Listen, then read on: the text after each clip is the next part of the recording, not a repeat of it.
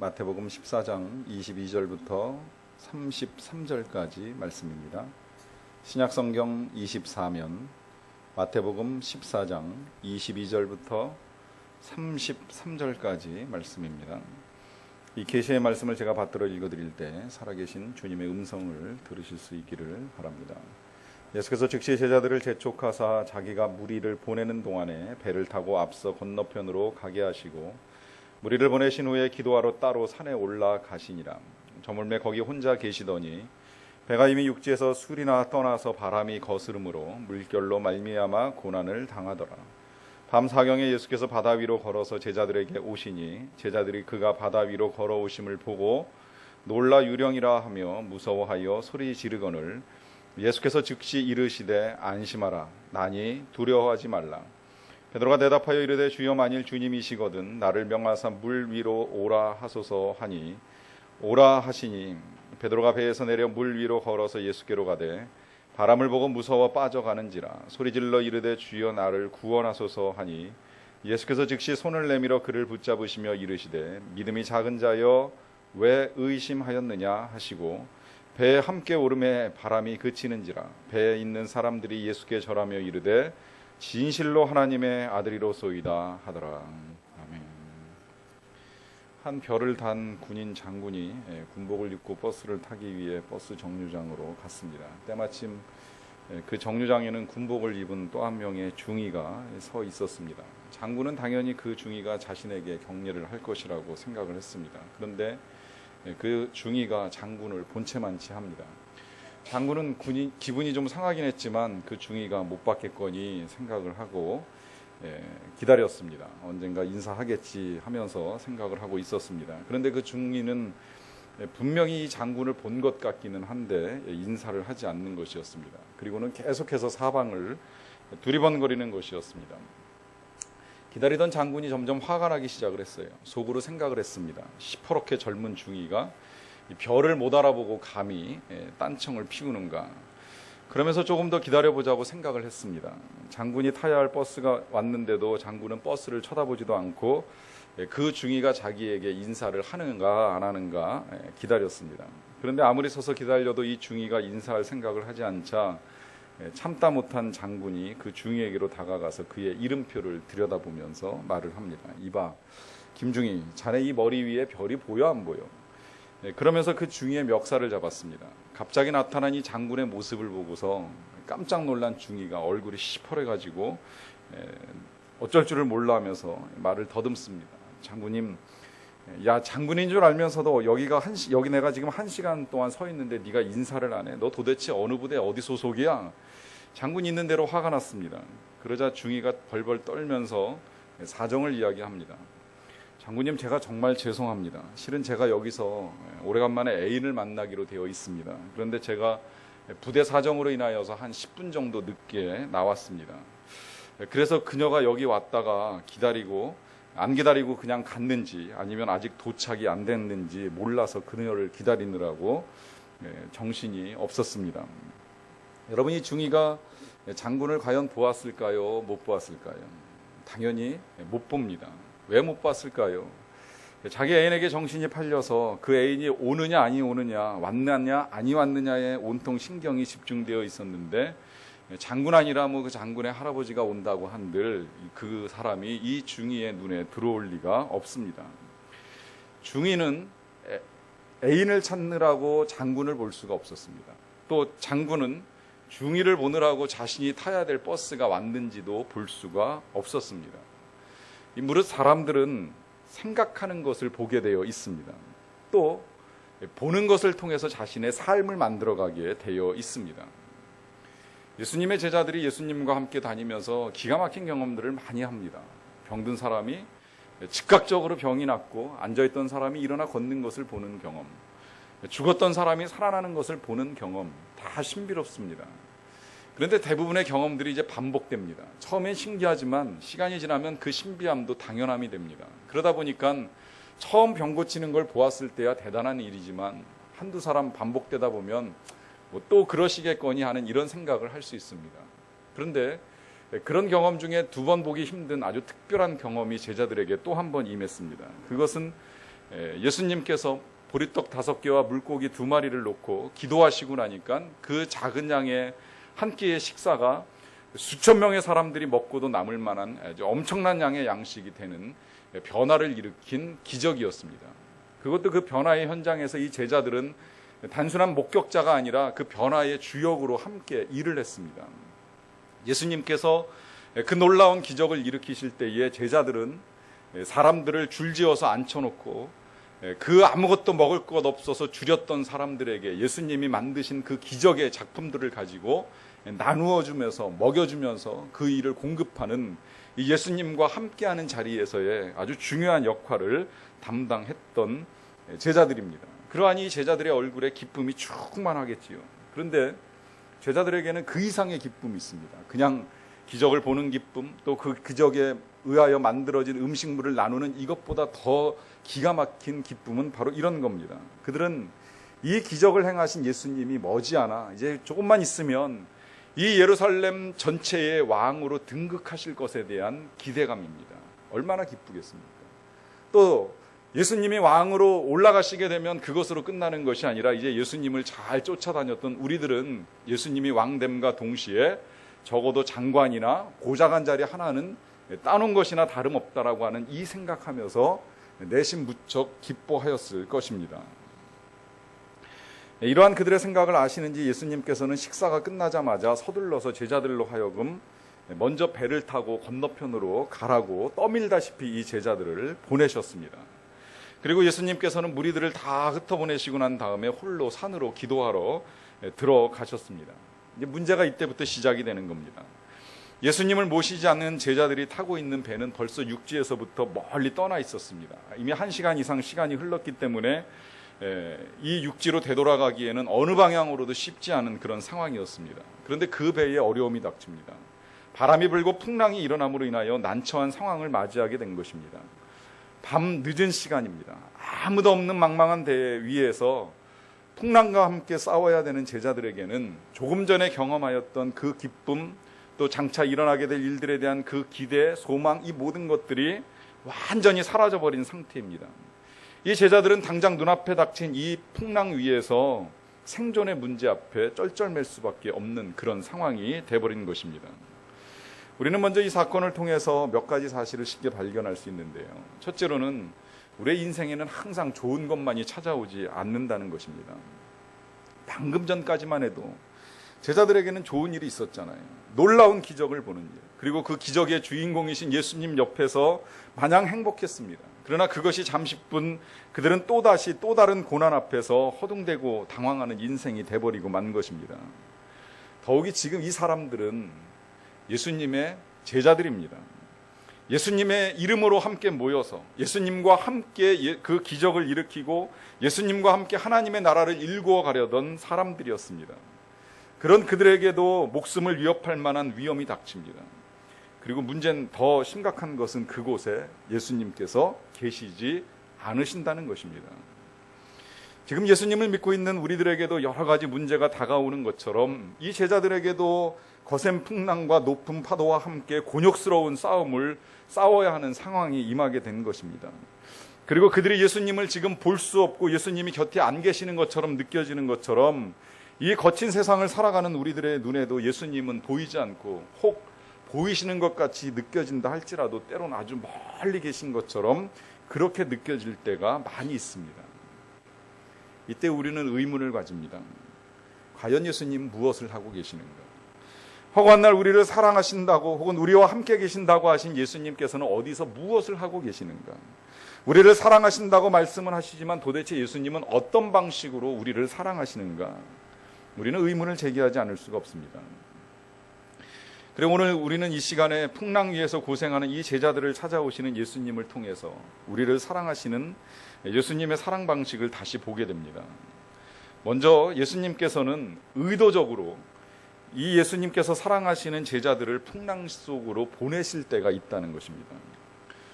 조금 전에 제자들은 아주 특별한 경험을 했다고 말씀을 드렸습니다. 좋은 경험입니다. 예수님의 기적을 보는 경험은 그들의 삶에 있어서 중요합니다. 왜냐하면 그래야지만 또 다른 기적에 대한 소망과 기대를 가지고 나아갈 수 있기 때문입니다. 비록 광야이고 먹을 것 없고 많은 사람들이 줄여 있을지라도 하나님이 하시고자만 하시면 얼마든지 그들이 필요한 양식을 주시는 하나님이라고 하는 사실을 보는 건 정말 좋은 경험입니다. 하지만 한편으로는 아주 위험한 경험이 될 수 있습니다. 왜냐하면 예수님의 사역이 왜곡되기 때문입니다. 예수님이 이 땅에 오신 근본적인 목적은 십자가와 고난을 위해서 오신 것입니다. 그런데 문제는 제자들이나 혹은 군중들은 그렇게 생각하지 아니하였다는 데 있습니다. 그 예수님이 보리떡 5개와 물고기 2마리로 5,000명을 먹이고도 남을 만한 음식을 만드실 수 있는 분이라면 그분은 그 능력만으로도 우리의 왕이 되실 수가 있다. 그리고 그 능력을 통하여서 계속해서 우리를 배부르게 먹여주실 수 있다라고 하는 이런 착각을 불러일으킬 만한 기적이기 때문입니다. 그래서 실제로 군중들은 예수님을 모셔서 왕으로 삼고자 하는 계획을 세웠습니다. 그런데 예수님은 그 계획을 하시고 빨리 사람들을 흩어버리신 거예요. 제자들도 빨리 배 타고 건너가라고 먼저 보내신 것입니다. 그래서 제자들은 보냄을 받았는데 또한 보내셨을 뿐만 아니라 예수님은 풍랑을 만나게 하셨습니다.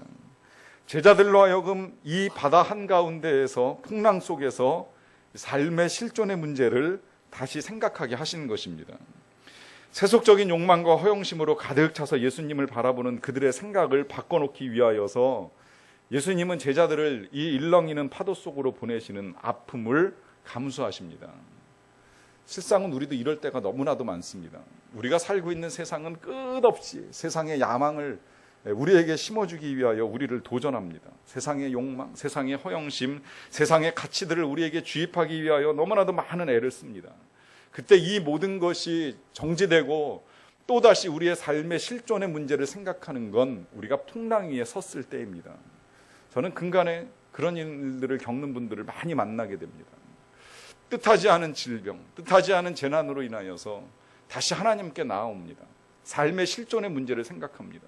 지금까지 가지려고 하였던 것, 지금까지 붙잡으려고 하였던 것들이 아무 도움도 안 되고 아무 소용이 없다라고 하는 사실을 절절하게 깨닫고 하나님께 나아오는 시간을 갖게 되는 것입니다. 그래서 예수님 옆에서 좋은 자리 하나 차지할 줄로 알았던 제자들로 하여금 이 죽음의 문제를 다시 생각하게 합니다. 기적이 일어나고 능력이 베풀어지는 것이 아무리 중요하다고 할지라도 삶과 죽음의 갈림길에서 우리는 다시금 우리의 구원의 문제들을 생각해 보지 아니할 수가 없습니다. 이 고난이라고 하는 것이 그래서 우리의 인간의 실존을 깨닫게 해줍니다. 그래서 예수님은 의도적으로 제자들을 풍랑 속으로 보내심을 통하여 그들로 하여금 이 생명의 절박함을 느끼게 해 주십니다. 그러나 예수님이 그렇게 보내시고 난 다음에 그냥 방관하시는 분은 아니십니다. 그들이 풍랑과 맞서 싸우는 동안에 예수님은 그 밤 깊은 시간까지 홀로 산속에서 기도를 하셨습니다. 무슨 기도하셨을까요? 당연하죠. 그것은 제자들을 위한 기도입니다. 풍랑 속에 있는 제자들을 위한 기도입니다.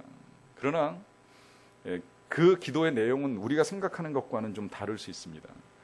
예수님은 그 풍랑 위에 있는 제자들을 위하여 기도하시기는 하시지만 그러나 그 기도의 내용은 그들이 풍랑 가운데서 벗어나게 해달라고 하는 기도가 아니었습니다. 그 증거는 예수님이 그들을 만나러 오실 때까지도 풍랑은 멈추지 않고 있었기 때문입니다.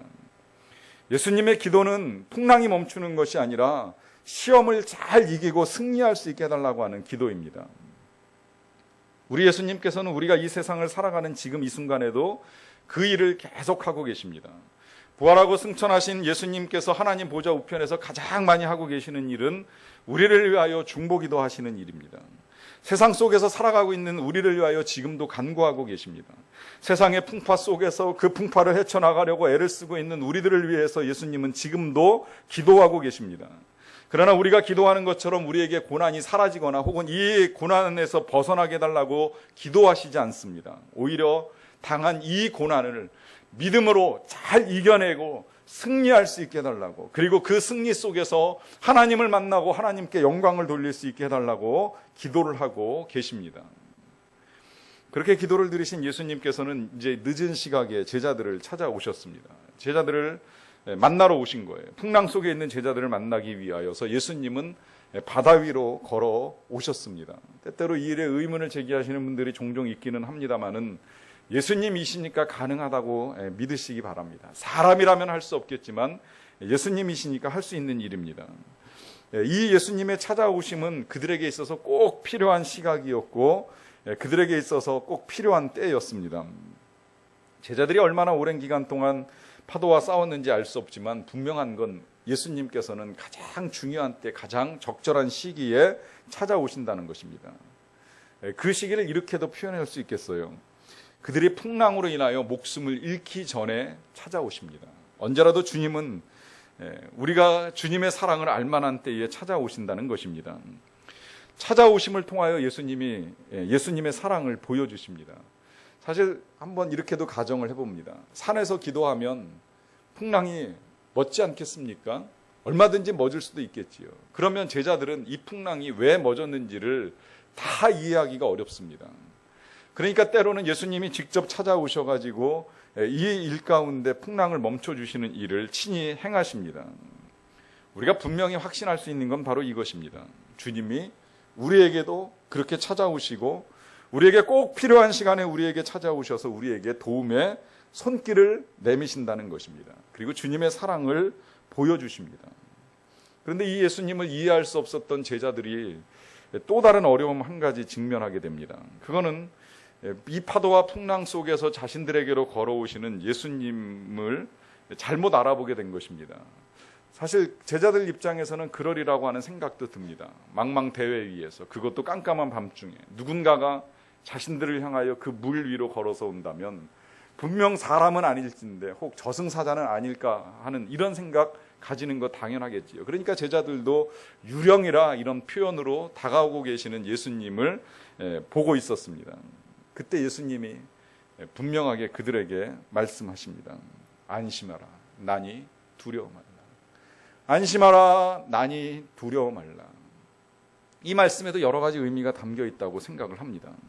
이 음성은 파도를 가라앉힐 뿐만 아니라 제자들의 이 요동치는 불안한 마음도 함께 가라앉혀 주시는 명령입니다. 또 이 명령은 풍랑이 멎었으니 두려워하지 말라는 것이 아니라 아직 풍랑 속에 있을지라도 두려워하지 말라고. 나 예수 그리스도가 너희들과 함께 있으니, 나 예수 그리스도가 너희들을 위하여 너희에게로 가고 있으니 결코 두려워하지 말라고, 곧 평안하게 될 것이라고 하는 약속의 음성입니다. 오늘도 세상의 풍파 속에서 싸우고 있는 우리들을 위해서 주님께서는 하나님께 기도를 드려주실 뿐만 아니라 직접 찾아오십니다. 찾아오셔서 불안에 떨고 있는 우리들에게 말씀하십니다. 안심하라, 나니 두려워 말라. 이 음성을 듣고 제자들 가운데 베드로가 용기를 얻었습니다. 그래서 그는 자신이 가지고 있는 의심을 섞어가지고 예수님께 이렇게 제안을 드리지요. 정말 주님이시라면 저에게 물 위로 걸어서 오라고 해 주십시오. 예수님은 이러한 베드로의 부탁을 거절하지 않으셨습니다. 그래서 그가 할 수 있겠느냐라고 가능성을 물어보시지도 않고 그냥 단 한마디로 명백하게 명령하십니다. 와라. 또 이 말씀에 베드로도 아주 멋있게 모습을 보여줬어요. 갈까 말까? 가도 될까 안 될까? 저 말씀이 진짜야 거짓이야? 망설이지 않고 과감하게 용기를 내어서 베드로는 배에서 뛰어내려 예수님을 향해 물 위로 걸어가기 시작을 했습니다. 그래서 성경에서는 이 예수님 외에 베드로만이 유일하게 물 위를 걷는 기적을 경험해 볼 수 있는 사람이 되었습니다. 오라 하시는 이 명령 한마디에 따라서 과감하게 배 밖으로 뛰어나갈 때 하나님의 역사가 일어납니다. 주님의 말씀에 순종할 때에 기적이 일어납니다. 주님의 말씀을 믿고 의심하지 아니할 때에 기적이 일어나는 것입니다. 지금도 여러분들이 기적을 보기 원하신다면 과감하게 뛰어내리는 용기를 가지시기 바랍니다. 단 주님의 명령이 있을 때에만 가능한 일입니다. 주님의 명령이나 허락 없이 내가 빌딩 꼭대기에서 뛰어내릴 테니 예수님 받쳐주십시오. 이렇게 고백하는 건 절대 믿음이 아닙니다. 만용입니다. 하나님을 시험하는 행위입니다. 하지만 뛰어내리라고 명령하실 때는 뛰어내리는 용기가 필요합니다. 또 가라고 명령하실 때에는 가는 용기도 필요합니다. 이 주님의 명령이 있고 나서 그 명령에 우리가 해야 될 일은 순종하는 것입니다. 믿음은 주님의 명령에 순종하는 것이고 그 일을 통해서 하나님의 기적을 경험하는 것입니다. 이렇게 명령을 따라서 배 밖으로 나와 무리를 걸어가고 있던 베드로에게 한 가지 문제가 생겼어요. 걸어가고 있는데 바람이 붑니다. 물결이 다시 심하게 일어나기 시작을 합니다. 이 베드로가 다시 두려움에 사로잡혔습니다. 그리고 그 즉시 베드로의 몸은 물속으로 빠져들어가고 있었습니다. 당황스러운 이 베드로가 다급한 마음에 소리를 지르지요. 주여 나를 구원하소서. 그 소리를 들으신 예수님께서는 지체하지 않으시고 즉시 손을 내밀어 베드로를 붙들어 주셨습니다. 그리고 말씀하셨습니다. 믿음이 적은 자여 왜 의심하였느냐. 이 부분에 있어서 많은 사람들이 베드로가 예수님을 주목하지 못한 것에 대해서 지적을 합니다. 베드로가 예수님을 바라보지 못하고 바람과 풍랑을 보았기 때문에 물에 빠지게 되었다는 것입니다. 사실 그렇습니다. 베드로가 예수님만을 똑바로 바라보고 걸었다면 그는 예수님 가까이에 가서 멋지게 예수님하고 악수 한번 하고 또 예수님 손 붙잡고 또다시 배로 멋지게 걸어서 제자들이 있는 곳까지 기세등등하게 돌아왔을 것입니다. 그런데 베드로는 흔들렸습니다. 예수님을 바라보지 못하고 풍랑을 바라봤습니다. 일렁이는 파도를 바라보면서 그의 마음이 흔들렸습니다. 우리가 자주 넘어지고 또 넘어진 후에 다시 일어나지 못하는 이유 역시 우리가 하나님을 바라보지 못하기 때문입니다. 넘어진 자리에서 무리를 거두시고 풍랑을 잔잔하게 하시는 우리 예수님은 바라보지 못한 채 풍랑만 바라보기에 우리는 일어나지 못합니다. 그래서 때로는 배 밖으로 나가는 일조차 두려워 떠는 제자들과 같은 사람들도 있습니다. 그러나 우리는 이 상황을 통해서 반드시 한 가지를 더 알아야만 합니다. 그것은 비록 베드로가 예수님을 바라보지 못하고 또 바람과 풍랑을 보고 의심하여 물속으로 빠져들어갔지만 우리 예수님께서는 그런 베드로를 그냥 버려두지 않으셨다는 것입니다. 예수님이 말씀하셨지요. 믿음이 적은 자요. 믿음이 없다고 말씀하지 않으셨습니다. 믿음이 적다고 하시면서 베드로를 나무라셨습니다. 그러나 적든지 크든지 그의 믿음은 인정해 주셨습니다. 그리고 비록 그렇게 말씀하셨지만 예수님께서는 베드로를 분명하게 붙잡아 주셨습니다. 물에 빠져서 옷이 젖고 잔뜩 겁에 질린 베드로는 예수님의 품에 어린아이와 같은 자세로 안겨서 배 있는 곳으로 돌아오게 되었습니다. 비록 그 모습이 다른 사람들의 눈에는 추하고 초라해 보일지라도 역시 베드로는 유일하게 물 위를 걷는 기적을 경험한 사람입니다. 또 예수님의 구원을 친히 경험했습니다. 예수님의 품에 안겨서 죽음의 고비를 넘어갈 수 있는 사람이 되었습니다.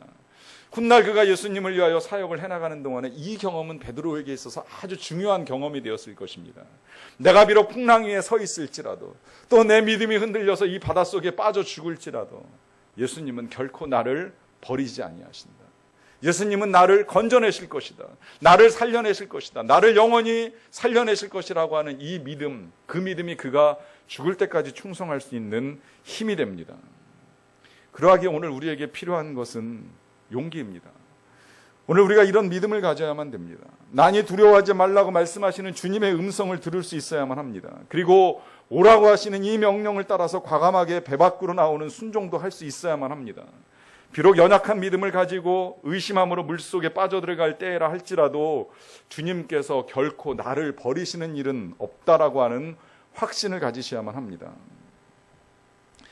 우리 예수님께서 베드로와 함께 배에 오르시게 되자 바람이 그쳤습니다. 여러 시간 동안 제자들을 괴롭히는 풍랑은 가라앉았습니다. 제자들은 비로소 안도의 한숨을 쉴 수 있었습니다. 예수님으로 인하여 생명을 구원하게 된 이 제자들이 예수님께 절을 하며 자신의 믿음을 이렇게 고백합니다. 진실로 하나님의 아들이십니다. 이제야 그들을 구원하신 분이 하나님의 아들이라는 믿음을 가질 수 있게 된 것입니다. 그분이 그냥 단순히 많은 양의 음식을 만들어 놓고 먹여주시는 그런 왕이 아니라 어떤 상황 속에서도 우리를 구원하실 하나님의 아들이라고 하는 이 놀라운 진리를 풍랑 위에서 깨닫게 된 것입니다. 지난주에는 우리가 벼랑 끝에 설 때 필요한 우리의 믿음을 보았습니다. 벼랑 끝에 선다라고 하는 것 쉬운 일 아닙니다. 풍랑 위에 선다라고 하는 것도 더더욱 어렵습니다. 더군다나 이 풍랑 위에서 배 난간 끝에 서가지고 뛰어내릴까 말까라고 하는 이 문제를 놓고 결정하는 것 역시 쉬운 일은 분명히 아닙니다.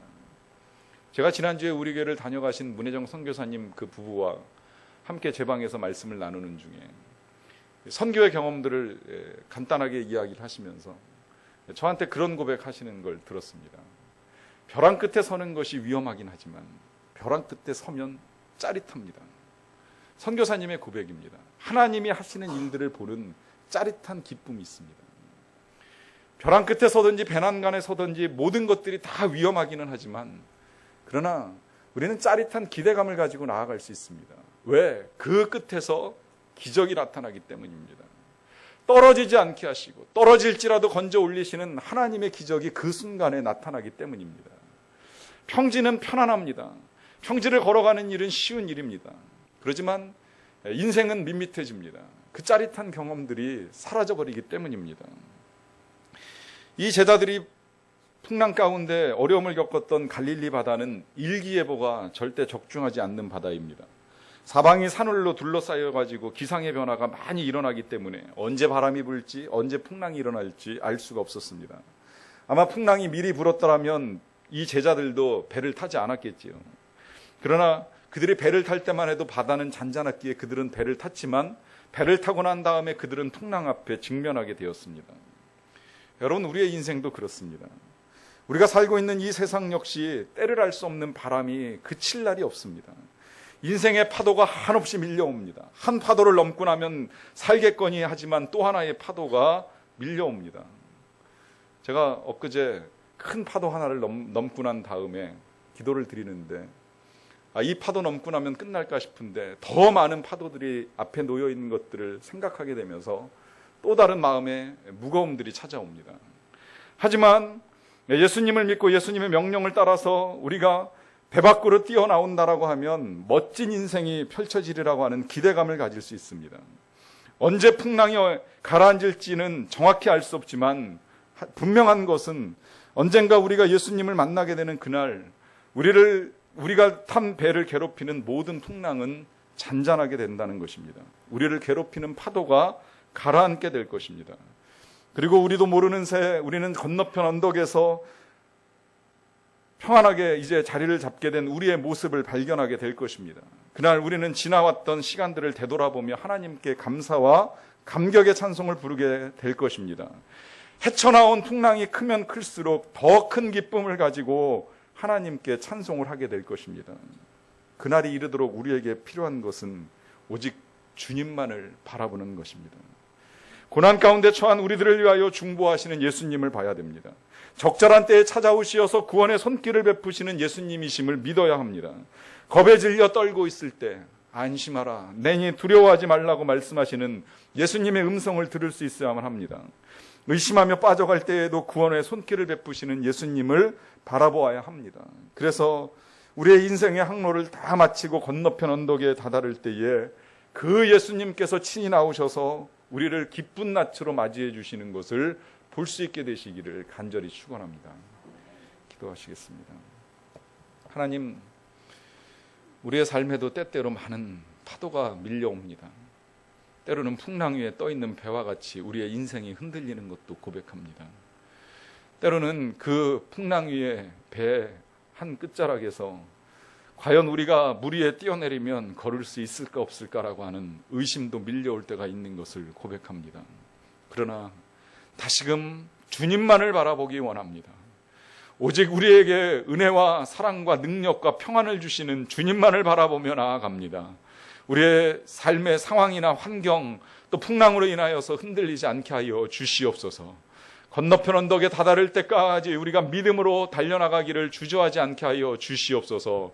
믿음으로 나아가 헤쳐나온 풍랑을 뒤돌아보며 감사하고 감격할 수 있는 믿음의 백성들이 다 되게 하여 주시옵소서. 예수님의 이름으로 기도하옵나이다. 아멘.